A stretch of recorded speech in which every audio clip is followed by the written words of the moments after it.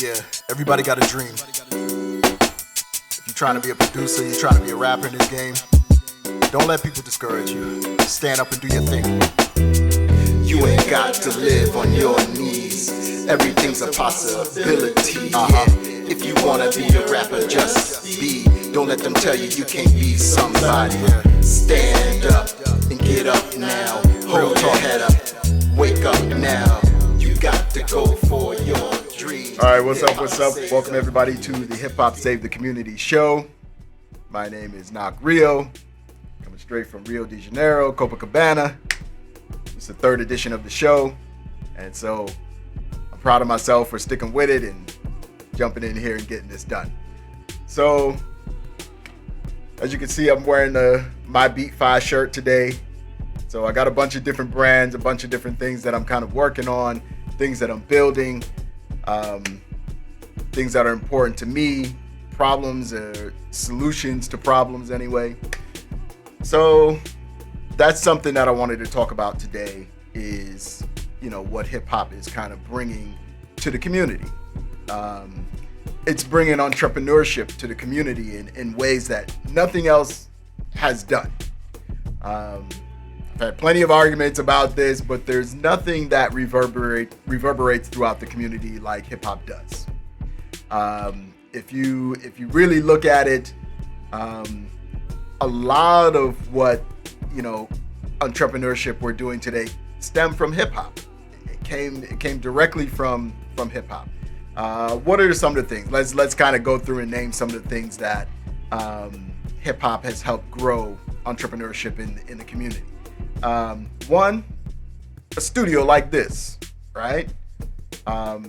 When I started out, I had to go to this large studio, Audio Playground in Winter Park, Florida. It's a wonderful, beautiful studio, but it was nothing that I could look at and say, hey, I can attain that. They had a big Trident board in the A room, and then they had a digital room, which was, super tricked out, and then they had like the little $25 an hour MIDI room, the booth and everything. It was just a huge facility. And I didn't look at that like, okay, I can attain this, but we were starting to dawn on the computer era. So you could start to do this stuff at home. You could start to learn how to engineer. You could actually work on stuff at home. It was tough because, the computer could only do so much, but that's where I started to get my feet wet. And then along comes, the advent of this technology and computers getting faster and all that stuff. And then eventually we could actually burn CDs. I remember the first CD I burned with my guy Joe in this Audio Playground studio. It cost me $50 for that CD to get burned. One song, burned on a CD took me $50, and I had to come back in like 3 days to get it. So, that's how far back I go. But I remember, one of my good friends, getting me a CD burner for my tower, my computer tower. So that put me in the game in a different way too, because not everybody was able to kind of burn CDs back in the days, or it was a little more expensive to kind of go get the computer that could do it, had a program that could do it, and then have the actual, part in your computer that can do it. So, the actual CD burner. So, the technology's just continued to progress, and it's kind of put me in position to where I could have a little studio of my own. May not be Audio Playground, but I could have like my own studio. And so me being a business-minded person, even though I'm coming from the corporate world, I jumped right in there and was like, yo, I can actually have my own studio. And I did. I started out in my living room. I had a little apartment over there near the airport in Orlando, and I had a little 4-track kind of like cassette recorder that you could record on or whatever, and it would like do like 4 stereo tracks or 8 mono tracks or whatever. It's by Tascam, I think Tascam 424, something. I forget what the name was, but it was by Tascam or whatever. So I ran the cable for the microphone out into the. I had a little outside storage facility outside my front door, so I could run that cable out there. I put up some real makeshift whacked insulation, for soundproofing in there or whatever. It was whack, but but it did what it had to do. And I charged like $25 an hour for like my first session. And I put a little classified in the newspaper, in the little, art, music newspaper, whatever we had. And somebody called it, and he came through and he paid me for the time. We recorded the song and he paid me for the time, So, right from my living room, hip hop put money in my pocket. And I could see that. I was like, okay, cool. So we could do this. So over time, it's like I invested with friends and we built another studio. That kind of fell apart when, I'm doing all the work. I'm there every day. I'm doing all the work. And they're just, they're not making payments on their equipment like they're supposed to. I'm paying my payments, but they're not paying their payments or whatever. So it just kind of fell apart. But that's kind of the learning and the growing pains of it. But I was in business, so it made me an entrepreneur, and it was putting money in my pocket because I was able to actually charge for my services, and people was coming through. That fast forward to that, I still was in the corporate world. I still had a job. I was still doing my thing.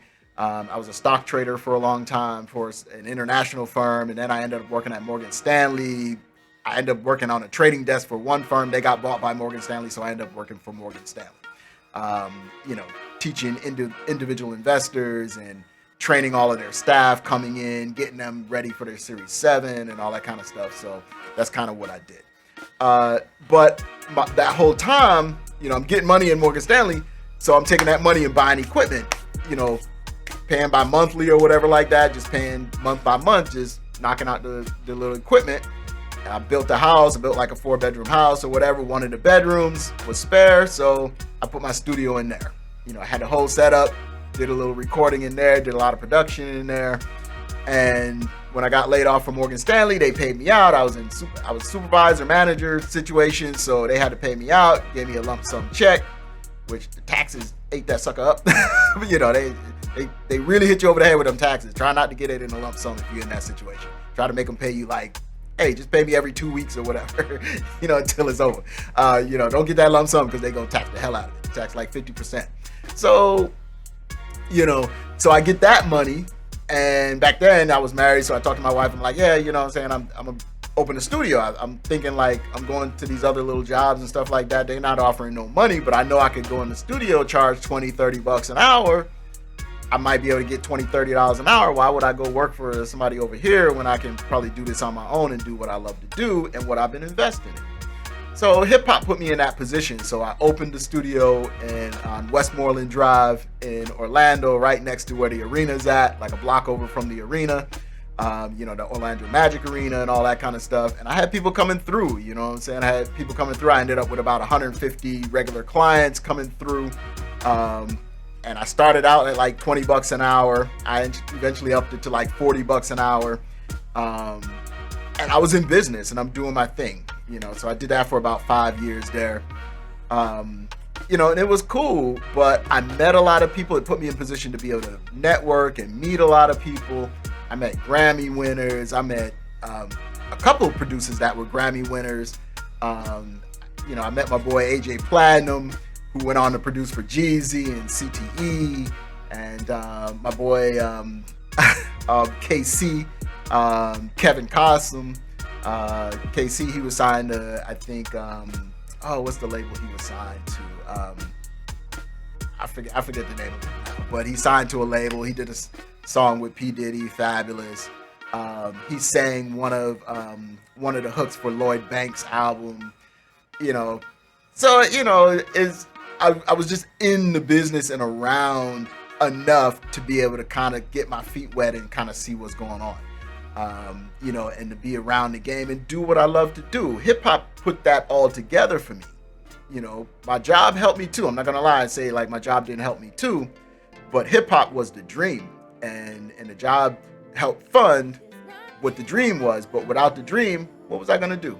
I was just gonna be stuck in corporate positions where they're letting you go all the time. The first international trading company I worked for, stock trading company I worked for, they eventually let me go after like 4 or 5 years. I ended up at Morgan Stanley.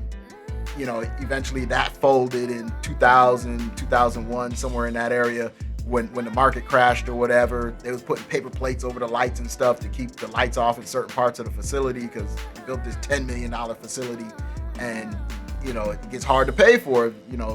Everything's in recession. So they putting paper plates over the sensors for the lights to keep lights off in certain parts of the place or whatever. So you can see it was coming to an end. You know what I'm saying? So I got booted out of there, but I didn't want to keep going through that. I didn't want to keep getting booted out of somebody else's situation. And while you helping them make all their money, they good when the situation falls apart because you help them make all their money. So I'm seeing it and I'm like, nah, I want to kind of run my own ship. So now fast forward many years later, here I am in Rio and I got a studio. You know what I'm saying? Thank goodness my uncle saw the vision of what I was trying to do too. And he was like, yo, we got to make this work. So he put it in my radar to be able to do it. We were going to do something smaller than what I have here, but he's like, no, we got to go ahead and do what you want to do. So I'm not in a permanent place here or whatever, but it's part of the dream. So hip hop provided that for me. There's a lot going on. Like when we talk about entrepreneurs, so we talked about the studio. That's one thing. Now we also need to talk about producers. It put producers in position to make money to feed their families, right? So, I think BeatStars was saying in like 2020, they paid out like $200 million to producers. Sitting in their bedroom at home, making beats and selling beats on BeatStars. There's people who made millions of dollars on BeatStars. There's people made, $10,000 a month, $20,000 a month. There's people making a lot of money, through BeatStars. So it could be that money that sets you up for the rest of your life, be that money that buys your car, be the money that buys your house, cash money. So now you're sitting in a better position where you got options, you got movement. So hip hop did that for us.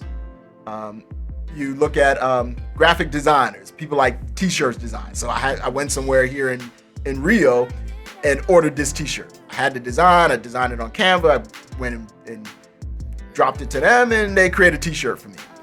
That's money into the community. And there's a lot of young black people who are graphic designers. So they're getting paid. So that's an offshoot of hip hop too. That's booming because you got people doing cartoon work or they're doing album cover design or they're doing t-shirt design or whatever. So, merch design, so that's an offshoot as well.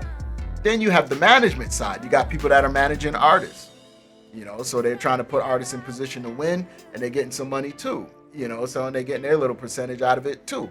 So you're talking about artist management. You're talking about, makeup artists.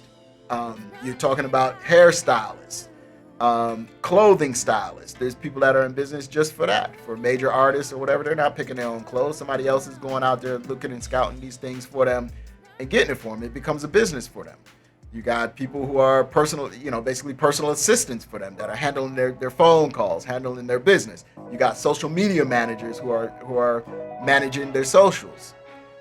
So there's a lot that comes with hip hop that's attached to hip hop that people don't think about. They just say, oh, well, hip hop has destroyed the community. And I say hip hop saved the community because what were we all going to be doing if we didn't have hip hop giving us all these different avenues and opportunities?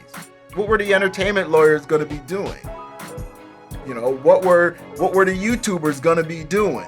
What are the guys who are doing the tutorials on YouTube going to be doing? They'd be working in some corporate job or driving a forklift in a warehouse, knowing that they got talent, knowing that they're different, knowing that they're special, knowing that they got more potential in them than this job. Or they might be in college, trying to graduate and trying to get a job, and now everybody got a college degree, so it's almost impossible to get a job in your field. People are not finding jobs in their field. They're coming out of college and being put into these other, jobs that they don't want. I can't tell you how many people with master's degrees work for me. I hired them. You know what I'm saying? So, on jobs, on corporate jobs I'm at, I'm like, a lot of times they're being told they're overqualified. You got too much education. So they end up in these jobs, and the only way really out is entrepreneurship. And it's hip hop that's been putting that on our radar. Nothing else. You can't name a government program that's done that for especially young black youth. Name a government program that's encompassed all of those different industries, clothing, fashion, the tech industry, the music industry, the law industry. All of these industries have been affected by hip hop. It's the number one genre in the world at this point in time. So, it just grew and grew and grew and grew, and it continues to grow. So hip hop is providing major opportunity for us. Now, are people abusing the opportunity? Obviously, that's going to be a thing. People abuse whatever you get into. They can abuse whatever job they get. So hip hop is going to be the same. You have people that are coming from, the streets. They're coming from places of not allowed to education sometimes, or maybe they didn't take advantage of education, or they've just decided to be ignorant, and they ruin it, because they're coming from gang life or whatever, and they're bringing that mentality into the music. But that doesn't mean that the music and the culture of hip hop is the one that's creating that. No, they're just adding on because they see the money in it. They can see the money in the game, so they're like, okay, I'm gonna jump in or whatever, but I'm gonna get this money and I'm gonna go buy some bricks and do this, and then and kill people, and use the money to put hits on people. That's not what the game was meant for. That's not what the game is about. That's not what hip hop is about. That's not what the culture is. So I'm just trying to bring it out. I just read something where Future opened a STEM, a place for kids to learn STEM. That's science, technology, mathematics. I forget what the other one is, engineering and mathematics. Future opened that. Who else was opening it? Nobody was opening it. So he's putting kids in a position where they're not just going to want to become rappers. They're going to become intellectually smart. They're going to probably go on later in life to invent things, or to think about things outside of the box and invent things that are helpful to humankind. They're going to be creating our newest technologies. We don't know what comes out of that building. They're going to be kids now, but if you give them that influence while they're young, they're going to grow to do something great. So Future built that. Future is hip hop. Future is rap. So regardless, he might not rap about, he might rap about some of the bad things in society, but he's just rapping about it, but he's taking that money and doing something actually for real. And a lot of people, that's my problem with a lot of people, and that's one reason why I'm kind of doing the show, is a lot of people want to say hip hop is bad, and hip hop ain't doing this, and hip hop ain't do that, and this is what it did, but when you go and look and find out what they doing, they're not doing nothing for the community. They haven't contributed nothing to the community. So you can't, blow smoke at hip hop and talk down on hip hop when whatever it is you doing isn't providing nothing for the community. You can't go nowhere and find a STEM school with your name on it, right? You can't go nowhere and find out where you fed the homeless, right? Nothing. You ain't built nothing. So if people out there, one of them, Boyce Watkins, talking that nonsense. I always see his posts talk about, he's a rapper, rap this or rap that, or the music and rap this. Nah, man. It's done so much for the community, and it's breaking his back to help us get generational wealth. It's breaking his back to make us entrepreneurs and put us in ownership positions, to put us in offices and in meetings and in front of people that we never thought we would be in front of. Is breaking his back. Hip hop is breaking his back. So you got to put respect on hip hop name. So I'm adamant about that. So that's why we had this show. Who else? I think I saw an article this week about NLE Chopper. He was building basketball courts. Now they highlighted the one that got blew up with the fireworks because people is fools and they do crazy stuff. Probably didn't realize they was gonna blow the whole place up. How you blow up concrete floor or whatever? I don't know if it's concrete or whatever it was down to asphalt or what it was. How you blow it up with fireworks? Not even 2 weeks after it was done. So, but you can't ignore the fact that he built it. Now, when you read the article and you really find out about it, they built like 126 of these. Who else is doing that for the community? They built this. That was one of the 126. Hip hop is building that. The music is building that. So the money is going into the community in positive ways, not just in negative ways. So I don't like hearing people, talk bad about hip hop. I'm trying not to cuss because I know YouTube is wild about that, but I probably cussed earlier, but I don't remember. But anyway, I feel like people talk bad about hip hop, and it's the one thing that's saving us. It's making our lives better. You know what I'm saying? So we talked about entrepreneurship today. If you're a hip hop entrepreneur, I salute you. We all in this game trying to do it. I think one thing that we can take away from this, though, on a positive note, is everybody try to work together. I know everybody's kind of out for themselves, but try to work together because there's money out here. I read something this morning. It's a $20 billion industry. The music industry is like a $20 billion industry. I don't know if that's correct or not or whatever, but thinking about it, he's like, you just got to decide how much of it you want. So, but if we work together, we could probably get there. So, it's your boy Knock Rio. Check out mybeatfi.com. It's the place where you can go to get your beats. You can put a down payment, low as 10%, and pay it off over so many months. The producer knows you're serious about business. They hold the beat for you. At the end of your payment period, when you finish paying it off, they send you the file. That's the way the service works. Or you can buy it outright today. You can buy it outright. We have Klarna on there, which is a service where you can buy it. You can make payments to Klarna, 4 payments to them, and the beat's yours, but you get the beat today. So I'm just looking for solutions. I'm just looking for solutions to be able to help, beat makers and producers, because I'm gonna get paid on Friday and I'm gonna come hit you back, and then they never hit you back, and then you're sitting around for 2 weeks wondering if this person's gonna come back for the beat or not. That's last year's stuff. We ain't doing that no more. So check out mybeatfi.com. If you're a producer, put your beats on there. You can open your own little store on there. We offer NFTs as well. I've got all my beats there as NFTs as well. If somebody wants to invest in it, I kind of explain that on the website of why the NFT is kind of important. I know it kind of got hijacked by just the little GIFs and the art and stuff like that, but for music, I think is extremely powerful. A powerful way to raise money for your music career. So I got that on there. If you want to be featured, you got a video that you put out your music, you got a video or whatever, I'll feature you on the website. We got to get people going there, get some activity there. So mybeatfi.com, mybeatfi.com is up there. If it runs a little slow, don't worry about it. Be patient. Check it out. But it's your boy Nagri. I hope you guys had a good time here listening to me rant for about 22 minutes or so. I'm going to jump off here or whatever, go ahead and do some music and all that kind of stuff. It's Valentine's Day here in Brazil. So I think the shorty got to come through or whatever. But, we'll see what happens. But anyway, I'll holler at you. I appreciate your time. Knock Real, Hip Hop Safety Community.